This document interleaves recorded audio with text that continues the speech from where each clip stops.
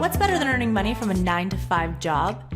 It's earning money while you sleep, which is made possible if you start investing. You're listening to the Real Estate Investing Demystified with your very own dynamic duo, Ava Benesocky and August Biniaz. Tune in as we discuss everything real estate, both on the passive and active sides. We feature life-changing stories of today's real estate leaders that will help build your own roadmap to success. This is a show that will lead you to a diversified portfolio, a much bigger revenue, and a next-level venture that brings you a smooth cash flow. Let's get this episode started.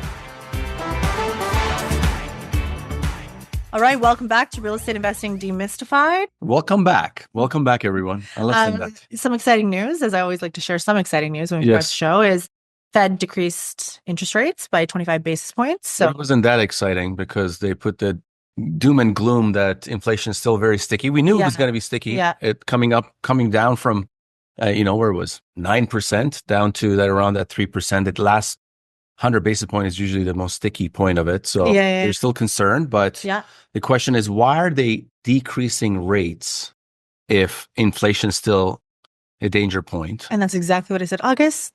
Well, this doesn't really make sense. Yes. And that's because they rather us not going to a recession. Exactly. And if there is a bit of inflation, that's fine. People will try to live with that. But They'd rather have the inflation other than a recession. Rather than a recession. Rather than definitely. a recession. Yeah. So great. We are currently in Naples, Southwest Florida. We love Florida.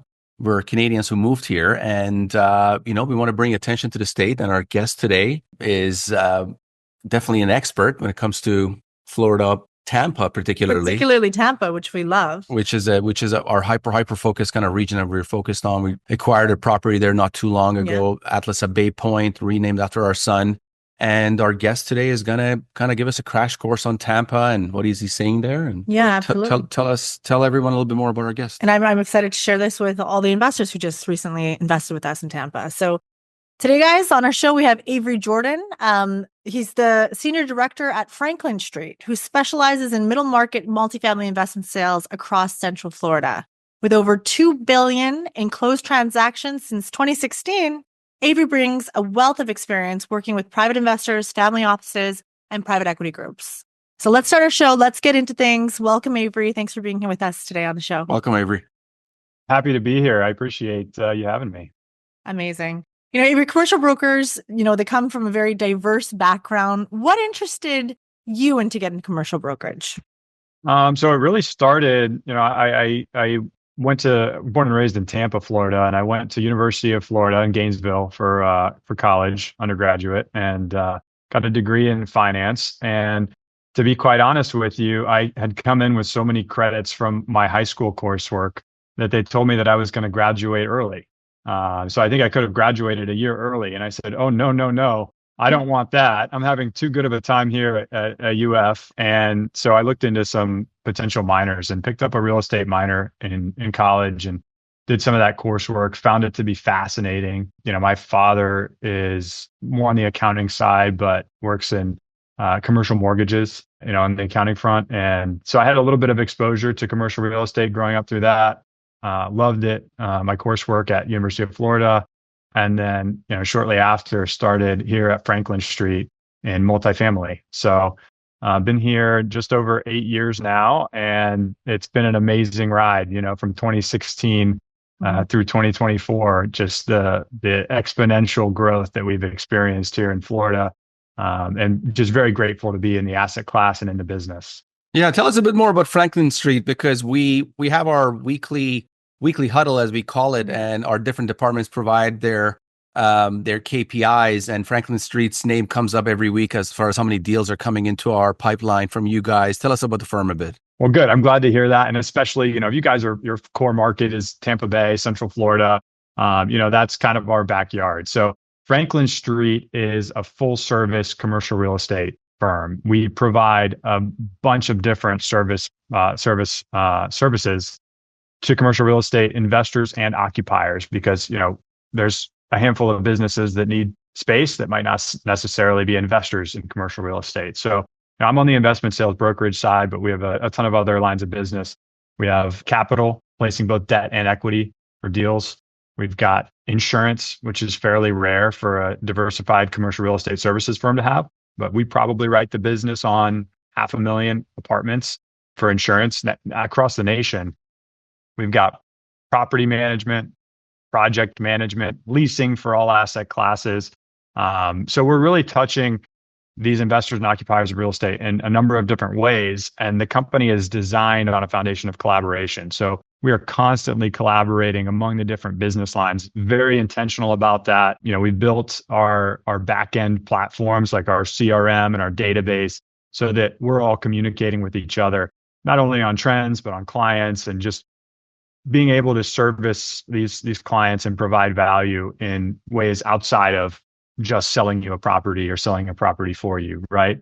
Which is fantastic. And just expanding a little bit on Franklin Street, geographically, we are the largest privately owned and headquartered firm in Tampa for commercial real estate. We are expanding rapidly. So we do have offices in all the major metros of Florida. We also have expanded out of state into Atlanta, into Texas, Nashville, and the Carolinas, and just opened an office in Ohio, in Cincinnati. So yeah, awesome. We're going to continue to grow, and all these high growth markets, bring on really talented, collaborative professionals. So it's a really exciting kind of startup culture, even though we were founded in 2006. Yes. No, and that's great for you as a broker to have those different divisions you can bounce ideas by and get some data and information from as well. I'm sure that works great. Absolutely. Avery, you were mentioning that you were born and raised in Tampa. Talk to us a little bit about growing up in Tampa. What was that like? Well, you're probably... Yeah, we found that out after researching you a bit. So we found out that you're actually born and raised in Tampa. So yeah, tell us about that.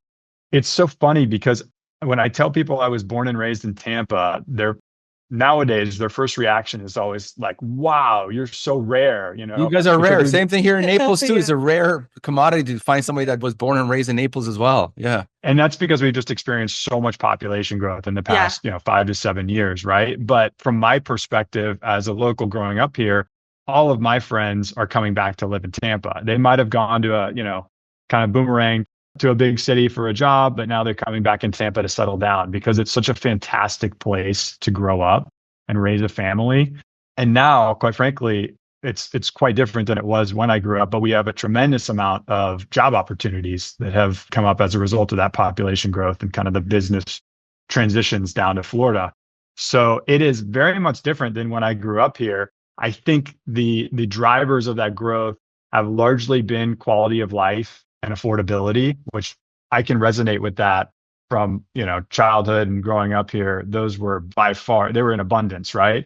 Now we still have a fantastic quality of life, and that might actually even have expanded, far beyond what it was when I grew up, which was kind of the beaches and, boating and, fishing and all of that sort of thing.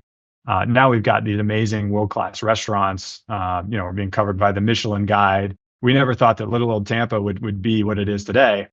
But we've sacrificed a little bit on the affordability component. So that, has I think a lot of locals have struggled with that because the people we're attracting are, high income people from the Northeast for the most part, Northeast, out West, a little bit Midwest. So they're able to stomach that. They're almost making a little bit of arbitrage, taking a high-paying job from the Northeast and maybe moving down to Florida and either working from home or even getting a new job. But that's been the newest challenge, is kind of balancing that increase in the population growth driven by quality of life and affordability, and kind of trying to preserve that affordability for the local people.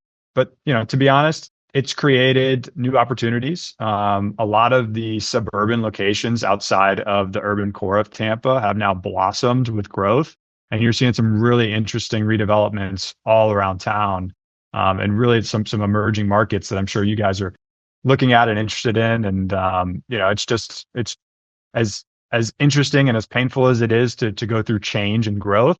It's just created a lot of good opportunities. Absolutely. I mean, a lot of high rises coming there. We saw high rise going up downtown St. Pete. That's, the starting price is like $2 million, and people are shocked. We're used to that in Vancouver, kind of seeing what happened to Vancouver over the last quarter century.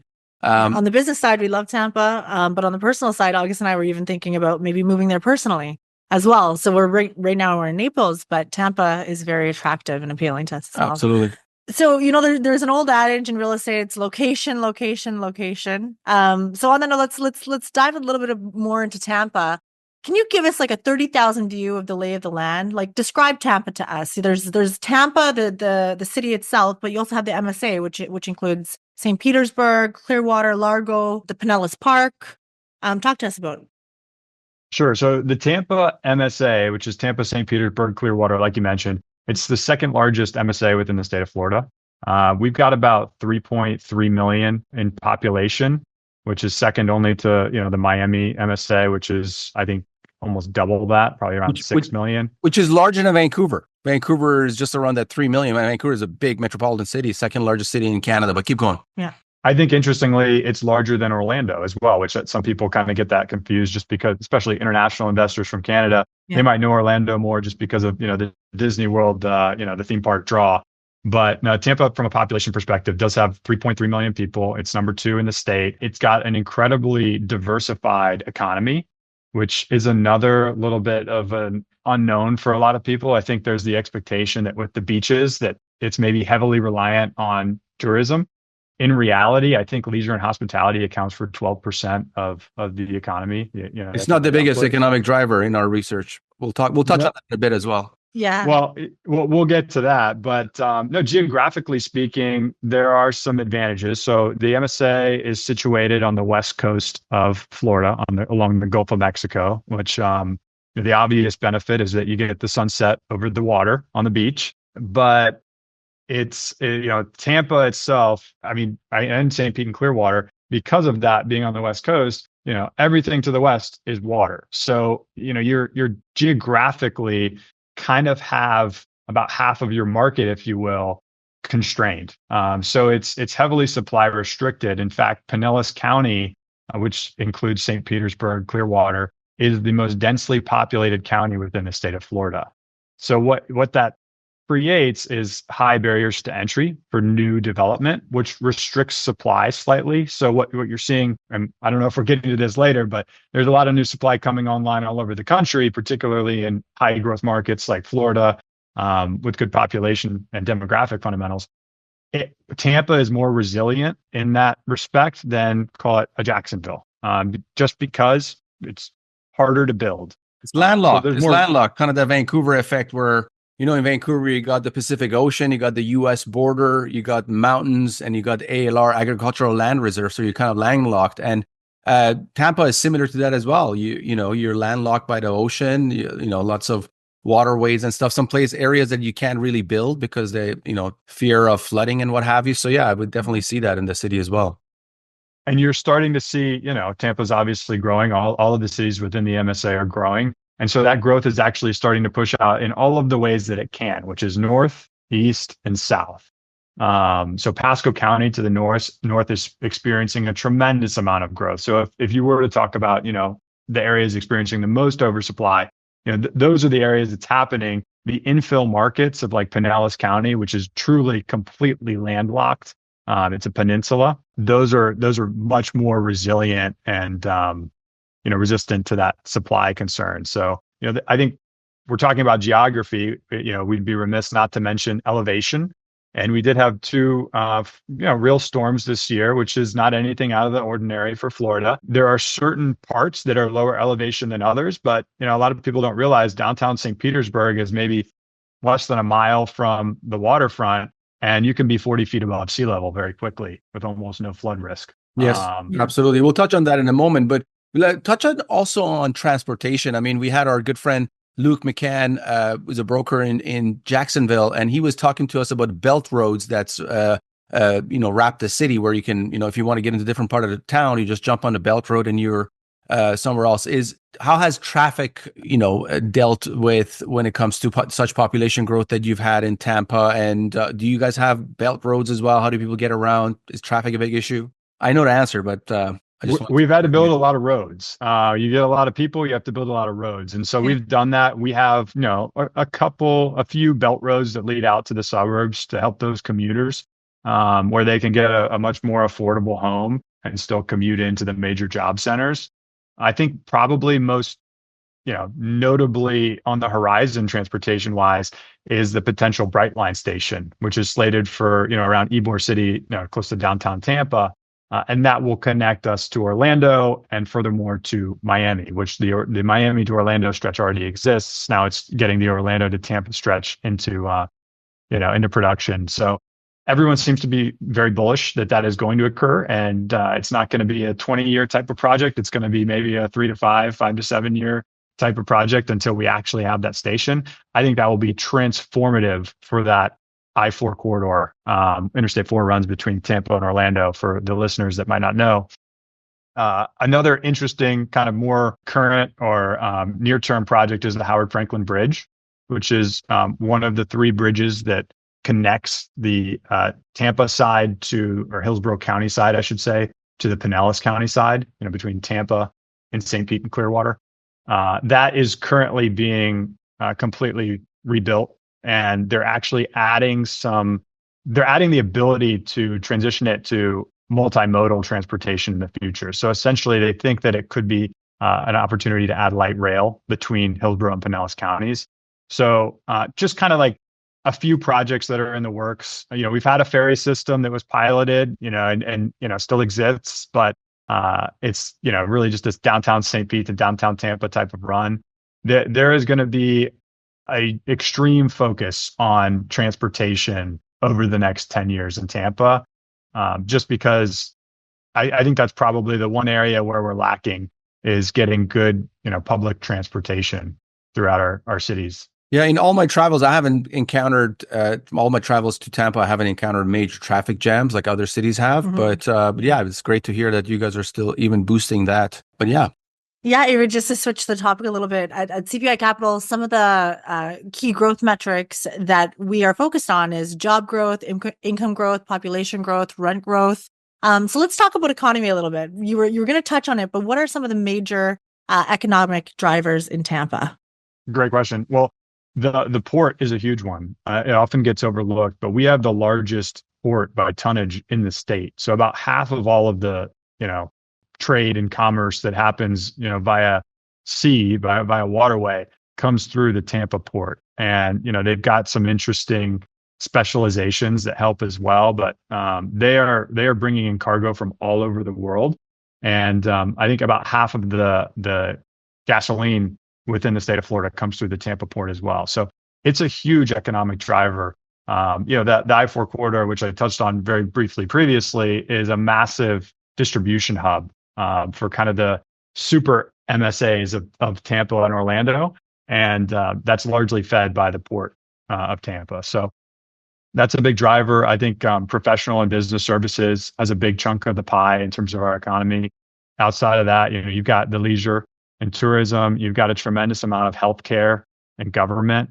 But if you ended up, pulling up a picture of the kind of the pie of Tampa's economy, what you'll find is it's extremely diversified. There isn't overexposure to any one kind of segment, which I think less than 20%. It's less than 20%. Yeah, I was going to say, just for viewers to understand, it's a good economy to invest in when the city doesn't have more than 20% of its economy in one sector, right? So it sounds very diverse, and it probably doesn't have that over the 20%, it sounds like. Yeah, and a little quick background with CPI, when we were starting to kind of figure out what market we want to be hyper-focused on and grow the company there, because we're still in that kind of growth phase, in that boutique phase, I would say, we were agnostic in what market we want to be in. And Tampa kept coming up on top of our list. Even when we focused on Florida, Tampa kept coming up on our list because of that diversity of its economic drivers. And I mean, there's so many other reasons as well.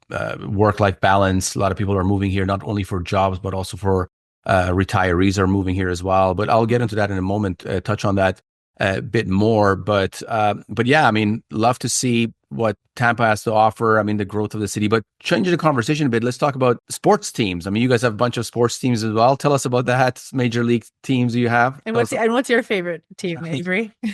Yeah, we've got NFL. We've got the Tampa Bay Buccaneers. So we had Tom Brady for a little bit, and we're riding high with Super Bowl. And everybody's seen the famous picture, I think, of him throwing the trophy from the boat parade. So I mean, if that doesn't show you Tampa's quality of life, I don't know what does.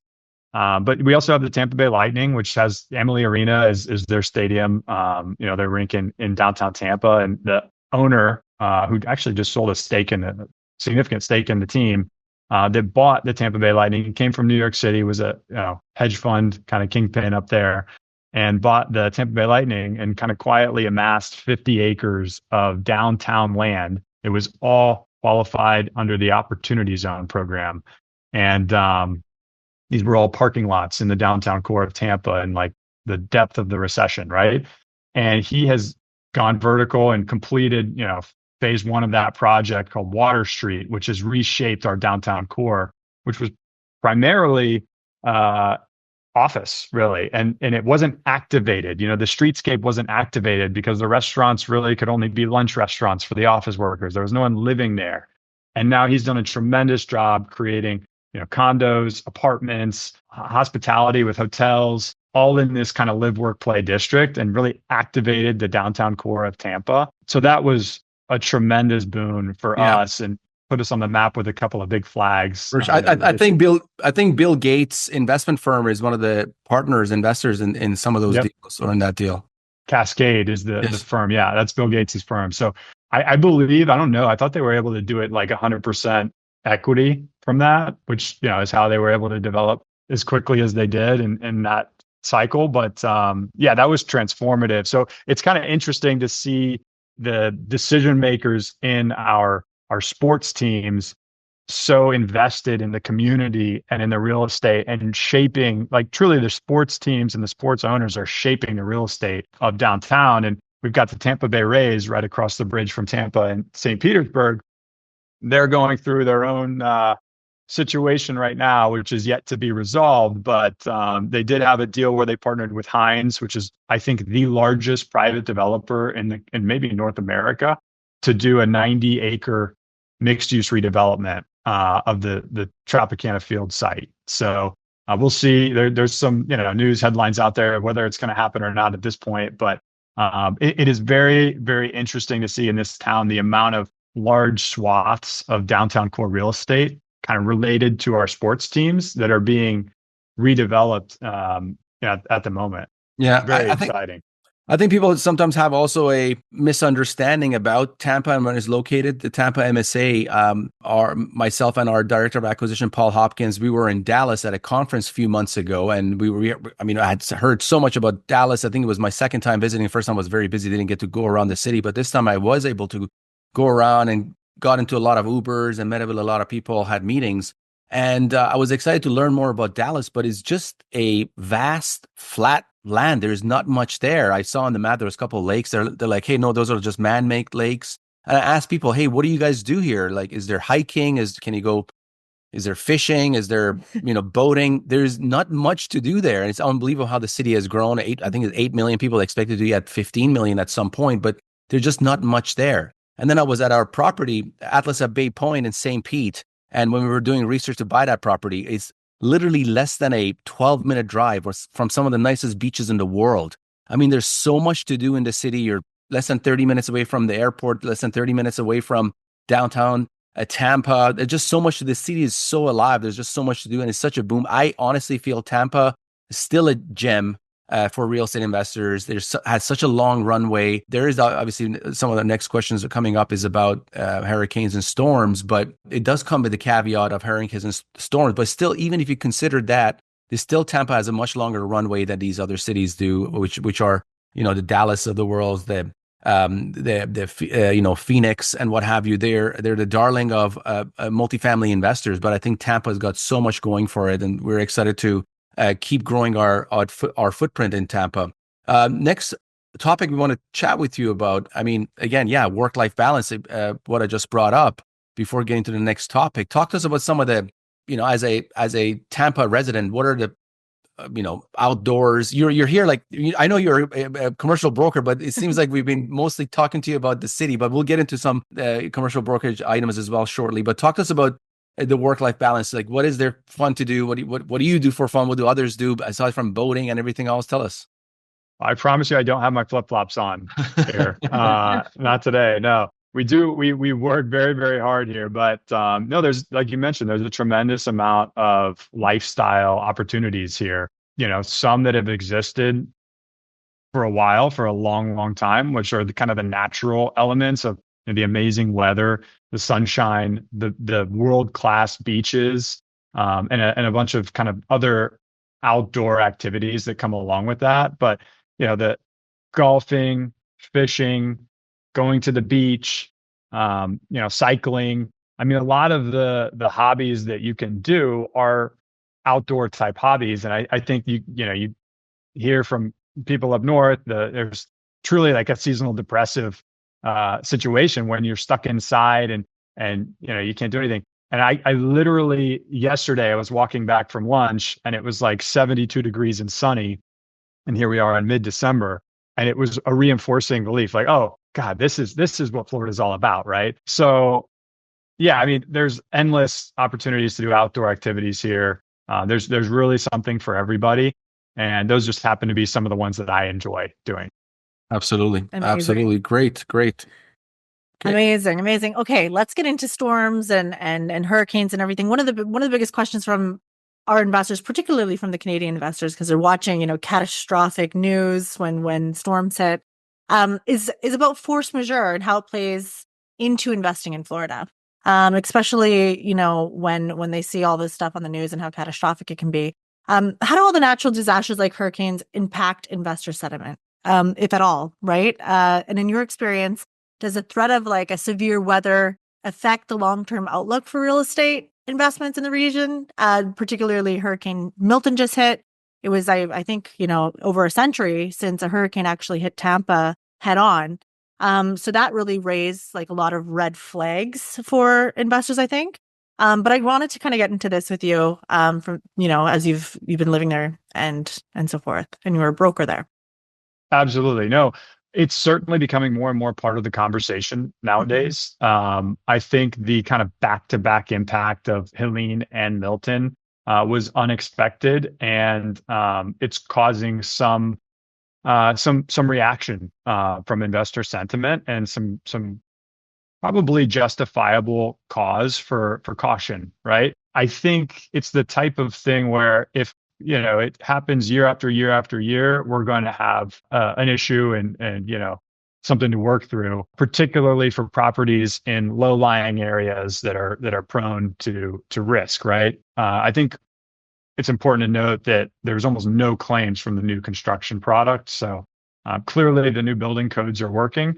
And, if you're in a low-lying area, they're going to require you to build it up, right? So a lot of it had to do with the older vintage product that was just kind of in the wrong place. And I think it will, right now, the impact is probably overstated. And, sentiment is probably, overly cautious right now just because we just went through it.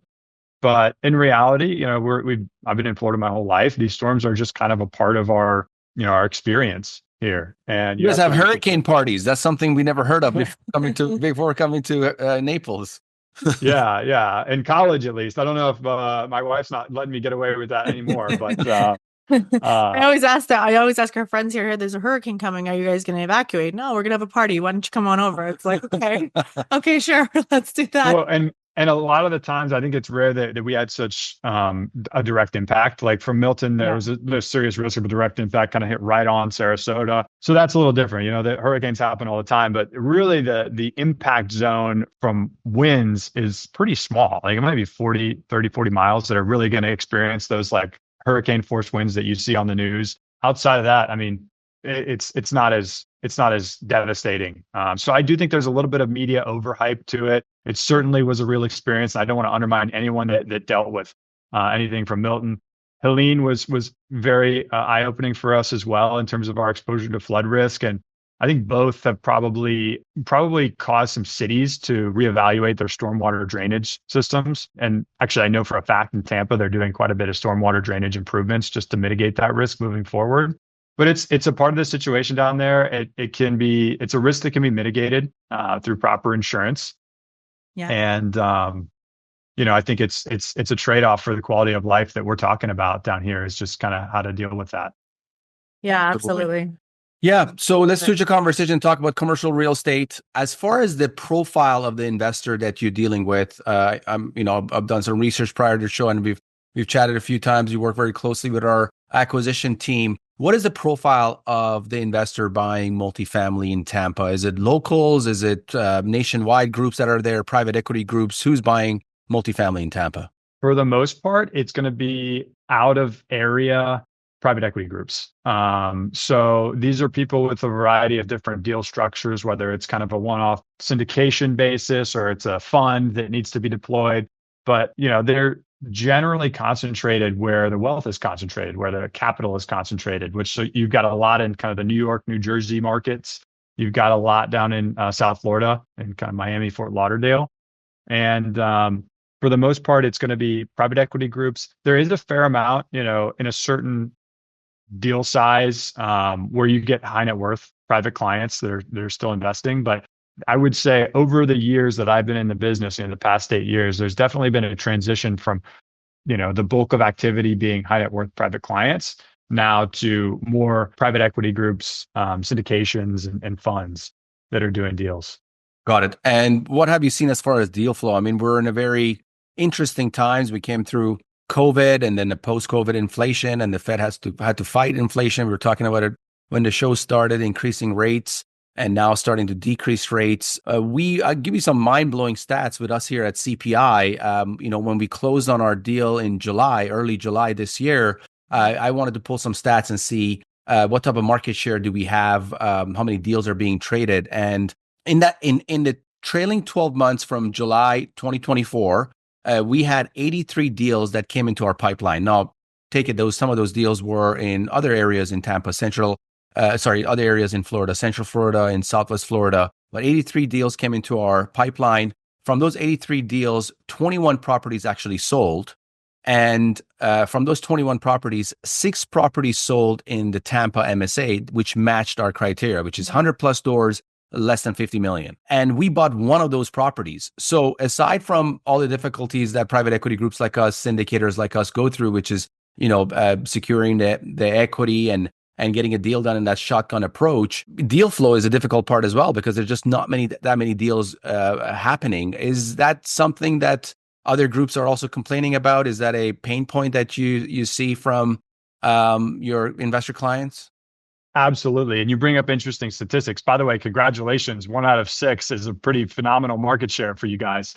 But the number of properties that have come to market and not transacted. So I think even the number of listings is down significantly. But there's 75% of the listings that have come to market, I think on the numbers you shared, are not trading. Right. So there is a bid-ask spread that still exists that is very difficult to close, and only in kind of unique situations where sellers are truly motivated is that transaction occurring. So kudos to you for finding one of those motivated sellers. But I've run some stats, and I think our market, Tampa Bay, and broadly, I think this applies to all of Central Florida. The transaction volume is down 75% from its peak. Right. So in some places, you could probably argue 80%. So it's definitely a challenging market. I think the reasoning behind what's driving that drop in transaction volume is nothing surprising, but the Fed started their interest rate hiking cycle in March of 2022. And if you look at the transactions, there's still a fair bit that got done throughout December. A lot of those deals were kind of put in place prior to that interest rate hiking regime. So they were kind of legacy deals, right? Call it January of 2023 to present, there's been very few transactions happening because we've been in a higher interest rate environment. We've been in a higher supply environment, which has put some softness into the rental market from an asking rent perspective, from a vacancy perspective. And quite frankly, that's resulted in a very challenging market for value add. When you have those factors, it makes value add very difficult. So that was the situation that we've been in for, call it, almost 2.5, almost 3 years now. If you get to March of 2025, we all know the Fed's cutting rates. You mentioned it earlier, another 25 basis point drop. So we are now in the opposite. So we are kind of in this inflection point in the market where things are about to pick up tremendously, and the forward-looking pipeline for our listing activity, and even kind of in the soft indicators like the conversations with sellers and the appetite to kind of meet the market and transact, has gone through the roof. So we're expecting 2025 to be really active, and certainly much more active than the past 2-3 years. That's amazing. How about on the institutional level? Do you see institutions coming back into the market anytime soon now that interest rates are decreasing?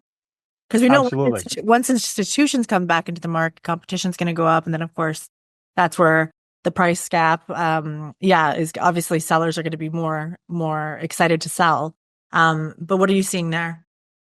Yeah, and to be quite honest, the people that I'm talking to are mainly these private equity groups. Honestly, private equity groups kind of similar to yourselves, right? So I'm not, calling up all of the institutions and getting their appetite. But from what I hear, in the market and, through different market participants, is that they are absolutely back. And that doesn't apply to a macro level everywhere, but for high growth Sunbelt markets, and particularly the multifamily sector, which is historically resilient, people need a place to live. There is going to be a lot of capital that needs to be placed. And quite frankly, it's needed to be placed for a while now, and it's just been kind of sitting there. So there is so much pent up demand, not to like reuse a COVID term that we talked about, when everything shut down because of COVID, but there is a tremendous amount of pent up demand to place capital into multifamily real estate in the Sun Belt. Absolutely. Yeah. Absolutely. Yeah, great. So maybe we can switch the conversation a bit here. But I want to talk to you about one more point before switching the conversation is a lot of times when in our communications with brokers that we work with, such as yourself, if we're doing an assessment on a deal, we're doing our underwriting and we're about to send in our letter of intent and start the communications with the broker, a lot of times if the numbers are not making sense, or if our a bid is too far away from the whisper price, which is the price that the broker is telling the buyers about the property, which is different than residential for some of our viewers or listeners who are listening. So there's no actual list price, like MLS style. It's more of a whisper price that the commercial broker provides to the buyer. We at times we feel like our price is too far away. We get on a call with the broker and we provide them with our underwriting model. Maybe you can talk about the mechanics when you initially have when you're trying to work on a listing for a client and you get that listing.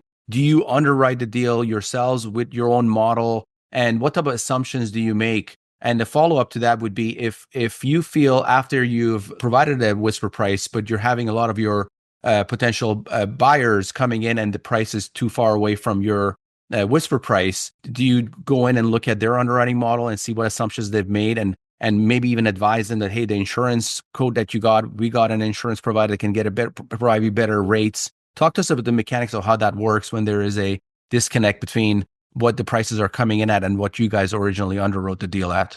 Sure. No, I think it's particularly valuable because I imagine a lot of the listeners here, it's a very small part of the world that we operate in. We have a very niche focus, right? So not everybody understands the mechanics of what goes into that relationship between a broker and an owner and throughout the disposition process. And really, it begins with a broker opinion of value. And the owner, if they're contemplating a sale, and or if they just want an updated valuation, will reach out to us, provide us with the necessary financials, and we will do a full analysis. So we'll look at the financial analysis or the financials of the property and do kind of a cash flow analysis. We'll look at rent comps in the market to determine if there's any upside, based on an untrended basis, based on comps. And we'll look at sales comps, both on a per unit, per square foot, and kind of cap rate basis to basically create, it's similar to an appraisal, but it's not. It's a broker opinion of value. And then we'll talk about strategy and marketing recommendations.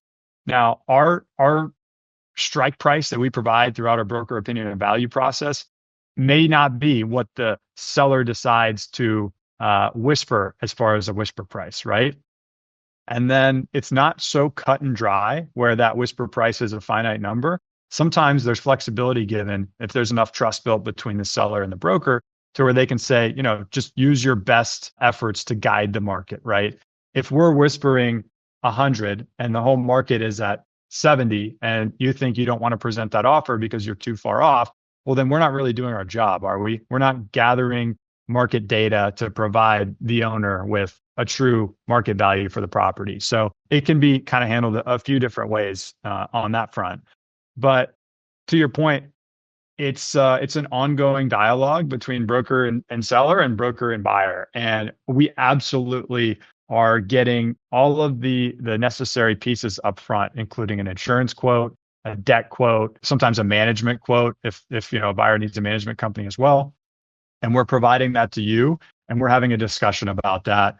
And we're talking through your underwriting in great detail in order to figure out where the disconnect might be. And the disconnect might be on return, right? You and the seller could have the exact same thoughts on underwriting, and seller wants X price and you want to buy it for Y price. And at least we understand it. And that understanding is critical to managing expectations. And that's kind of how the process works. If I need to add any more clarity to any step, I'm happy to. No. You did a tremendous job. No, it was great. All right. We know you have a hard stop. We want to, in respect of your time. Last question before we get to our next segment of our show is a question I like to ask experts when they come on the show, and you're being recorded, so it's great to have you here. But if multifamily was a multifamily cycle that we're in currently, and this is kind of somewhat nationwide, if the multifamily cycle we're currently in was a clock, 12 o'clock being top of the market and 6 o'clock being the bottom of the market, what time is it today? Honestly, it feels like it's got to be like 6 o'clock. It feels like we're at the bottom of whatever cycle and we are about to emerge. And, thankfully we're in Tampa, Florida. I'm in Tampa, Florida, and covering the Florida markets as well, because I think, our experience over this next cycle is going to be vastly superior to a lot of other markets due to our fundamentals and our population growth. But we're 2.5 to 3 years into a rate hiking cycle that has finally started to correct. I think the tailwinds are very much at our back for the first time in a long time. So, I think, kudos to you guys for being able to get a deal done in the difficult market. I think that's going to age very nicely. And I think we're right at the inflection point right now.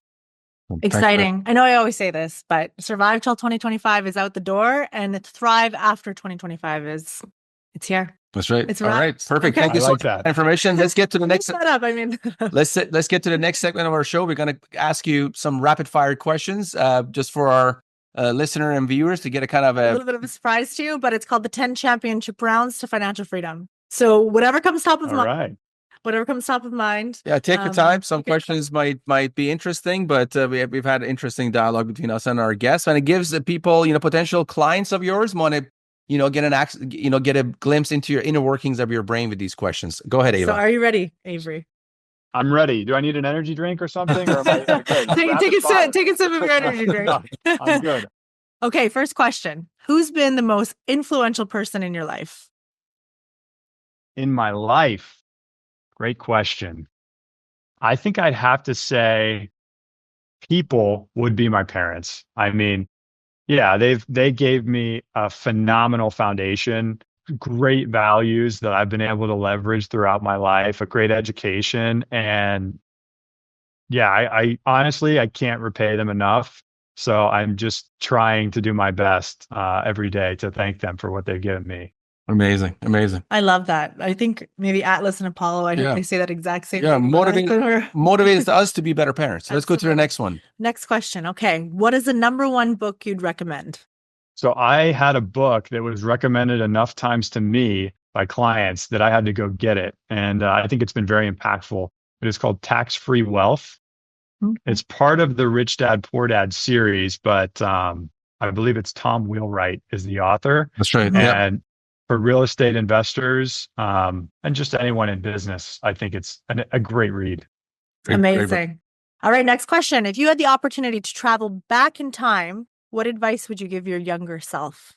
Oh my gosh, I would have bought everything in 2016. I would have bought as many multifamily deals as I could in 2016. That's my business advice. And I think maybe outside of that, life advice, just reassurance. It's not an easy business to scale in, to break into. There's a long learning curve, multiple years of building relationships without seeing anything in return for that. So I think just, reassurance that, you're on the right track and keep grinding and focus on the inputs, not the outputs. Love that. Love that. All right, Avery, what is the best investment you've ever made? You have good questions. This isn't a very rapid fire answer, is it? I guess the audience is going to find out that I think about things too much. Take your time. It could be metaphorically as well, but yeah, up to you. Metaphorically. Oh, now it's going to take twice as long. No, honestly. Okay. So best investment I ever made. It's the only real estate property that I own.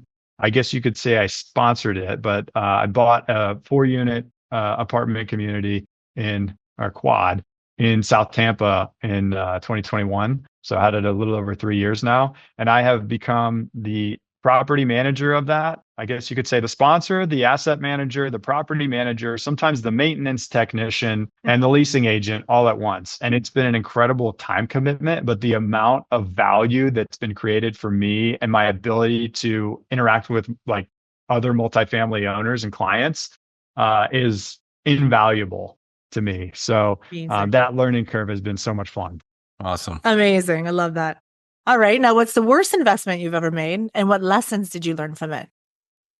I would say the worst investment I ever made was investing my time in off-market deals where I didn't know the buyer or the seller. Off-market deals are low probability exercises to begin, but they're dramatically lower probability if you don't have a good relationship with the buyer and the seller. So really, I mean, as a broker, our goal is to focus on exclusive listings. We'll do some off-market deals here and there, but it's very important early in your career, especially, not to fall for that trap, and make sure that you have good relationships with both sides. Absolutely. Awesome. All right, next question. How much would you need in the bank to retire today? What's your number? I'm going to be honest. I don't think I would retire. There would be no fun in that life. I truly enjoy a challenge. I enjoy working with people. And our culture at this company specifically is amazing for that. So I think if you gave me like, $100 million, I would still find a way to go out there and meet people and do business. Yeah. We had Bob Knackel on our show, who's done over $25 billion of deals in New York, who's one of the top brokers there. And I had the same question. I'm like, why haven't you retired yet? And the guy is like, hey man, I get high off of this pretty much every time He's having too much fun. He's having too much fun, man. Yeah, absolutely. I think it would be fun to retire. It'd be fun to retire for 3 months, maybe 6 months. And then I'd be looking around like, all right, it's time to get back to work. Absolutely. Get back to your passion. All right, next question. If you could have dinner with someone dead or alive, who would it be? I think I would go with my grandfather, who passed away. But, it'd be really fun to go, have dinner with like Jesus or, George Washington or something like that. But at the end of the day, I'm not sure if I'm going to get anything out of that. But I think I'd have to pick one of my closest relatives, which was my grandfather. Amazing. Love it. All right. If you weren't doing what you're doing today, what would you be doing now? If I was not doing this, I would love to say I would be a professional golfer, but that is probably not realistic for me unless there were some serious life changes that happened. I think if I'm not in brokerage, I'm still in the business, and I'm working with people like yourself on creating wealth for others and building a portfolio, and I think that's just awesome. Amazing. Awesome. All right, my favorite question: book smarts or street smarts? I am the perfect combination of both, I think. I don't say I think I'm great at either of them, but I have a little bit of book smarts and a little bit of street smarts. And I like to think that I can relate to people that are either or. That's amazing, because it's the best of both worlds. How about in your interactions with a lot of these, institutions, a lot of hot shots that kingpins you described? How about dealing with them? Do you get a feel that a lot of these guys are book smarts or street smarts? Or both?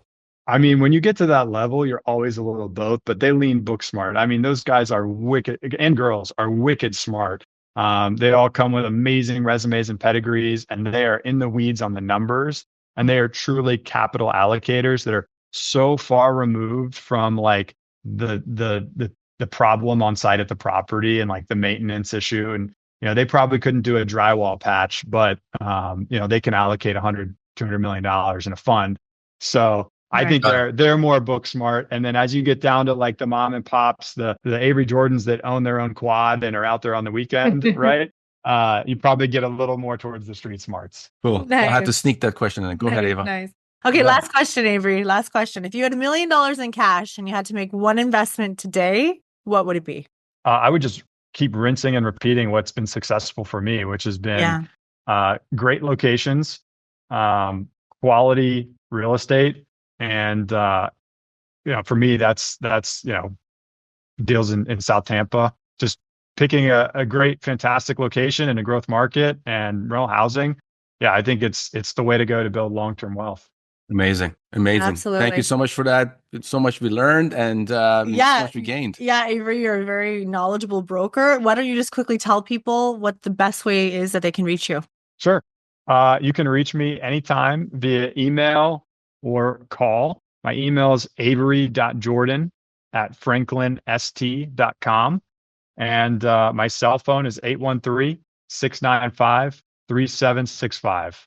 So feel free to call, email, text me. I'm always available, and I look forward to hearing from you. Absolutely. And we'll share that in the show notes. Thank you so much, Avery. Really appreciate it. Thanks for everything, Avery. Thank you. I enjoyed it. Thank you for joining us for this episode. We hope this conversation enlightened you on how to win big in this highly profitable and risk-averse space. Get on your feet and embrace this world that offers so many opportunities just waiting for you out there. Continue your journey to becoming a savvy real estate expert by subscribing to the show at cpicapital.ca. Don't forget to leave a positive rating and share with your friends. See you on the next one.